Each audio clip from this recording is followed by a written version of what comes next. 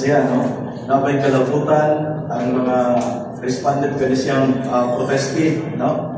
Kaya silang Archibald, tapos si Garcia.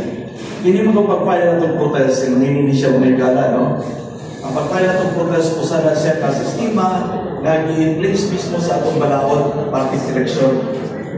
Una, kung ganahan mo sutao ng mga buto, mga baluta, ang Comelec mismo sumapa sa atong balaod in accordance with law, kinahanglan sila og audit, no? I-audit nila sa itong pamagkandak na sila og manual accounting o pagtanaw sa mga baluta.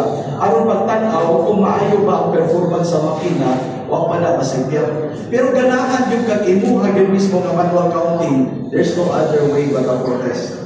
No? Kaya para naman sa imuha, file yung protest. That is provided under the law. No? O niya, sa rules sa protest, ang imong tanaw-tanaw, ang imong sampahan, ang imong mga kaakbang sa maong posisyon, mao na siya kisultian na mugiuban na ito, musulti nga, unsa may ilang kalabutan. Ang ilang kalabutan isimon ini, kung ikaw imugna suma sa di mao na informasyon o di mao na resulta, then niyon pa ka na unsay imong kalibutan nga tinudhalay lang ikay di daog sa maong mga pamaagi nga di mao. Mao na siya ang ipadayan sa atong balaod. Kaya automatically, whether na kay kalabutan or wala, kung di mao ang resulta sa atong pagawak ka diha, kung sa upan mong pagawak ka diha, kung wala na mo gi-appeal sa imuhang reklamo or protesta.